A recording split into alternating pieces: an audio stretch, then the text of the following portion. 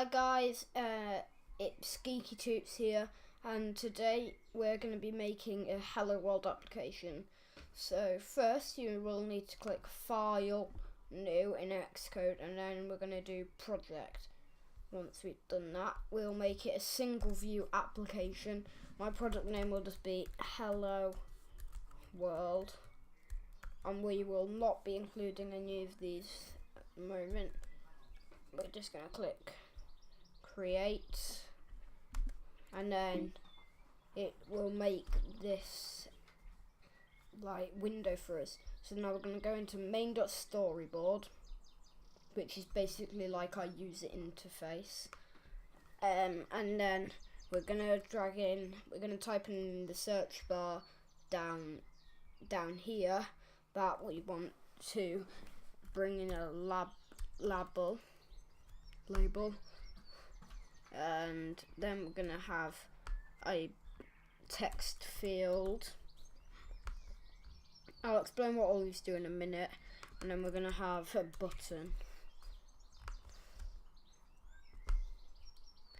So basically what all these do, a button's quite self-explanatory, so that just does an action when you press on it, and then the text field is a bit more complicated. It's basically like this box you type into if you want to type in text. So I'm just going to set my view to an iPhone SE. You can set yours to a bigger screen if you want to. I'm just going to set my simulator to iPhone SE as well. So you want to put everything in the center, and xCode does these guidelines for us so we can position it right in the center for it all to match up. So now we're going to select like everything by like highlighting it, and then down here this little icon here, I'm going to click add new constraints. It's going to be those two and those two, those two and those two, and if you've put all the correct objects in, you should have 12 constraints, and that basically keeps it in the same position whatever device you go on, which you want. So if someone runs your app on an iPhone 7 but it's designed for iPhone SE, like the label won't be up there in that corner, or the text field will be like all the way over there. It will all be like normal and centered, because I just wiggled all that around. I'm just going to go and update my constraints.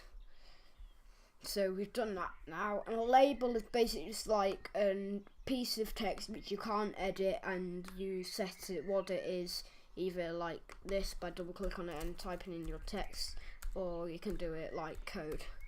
I'm gonna do it in code way for this video, so it's a bit more programming based and less like using user interface.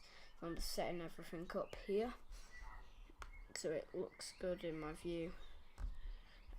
So we've got this label here, we'll select it, and then what we want to do, this is a bit tricky, we want to right click or click control and left click and drag it into our code. I'm going to call this a label, and we want it as an outlet because we do not want it to be an action. So we're going to connect that, and then this text field, we want this to be an outlet as well, because this we do not want it to be an action. We only want our button to be an action because that's going to do something. It's going to do something when it gets pressed.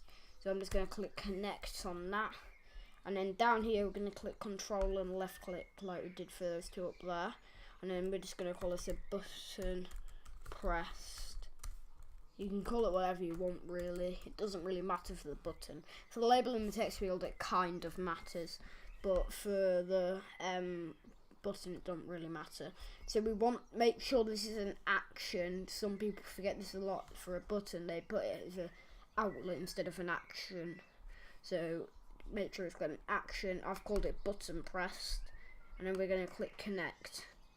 I'm going to separate these two brackets here, and then I'm going to do LBL, which is what we named our label, and then we want to do dot text because this is what we want it to be, and then we'll set it equal to by the way, if you didn't understand why we put text there, we put text there because we want it to be text and we don't want it to be like changing the colour of the text or something else. For some reason we got an error there. I'll make sure there's a space in between both sides, or you'll get an error. And then that error down there, it will happen unless you finish typing your code. So we're going to do label.text, lbl.text, equal to hello, which is a string, so we're going to put it in speech marks, and then we're going to do plus text field dot text, because we want it to be the person's name, so we'll say hello plus their name. So, and now what we're going to do, you're going to do lbl.text color, and then we'll set it equal to, make sure there's a space in between each, well, make sure there's a gap in between the equals, and then we're going to set it equal to UI color dot, I'm going to set it to dot red. So let's run this over here now. That should be all okay. Yep. So it's just opening up my simulator here. I'm using an iPhone SE because it fits my screen size the best. But if you've got a bigger screen or a bigger MacBook or something, you can run it on like a bigger phone, an iPhone 7 Plus, iPhone 7. But because my screen's smaller, iPhone SE fits in well. So if you haven't opened the simulator for a while, it may take a minute to load, just because like it's loading the entire iPhone OS on like your laptop, so like it's gonna take a minute, but it should just work now. Yep, we're in our app. It's just gonna load up. This is called the initial view controller, and it basically is the view controller that comes up when the app fully starts, when it like loads. So I'm going to I'm just going to name Bob, and then when I click the button, you'll see that this label here isn't big enough, and I purposely did that to show you guys why the labels don't automatically resize.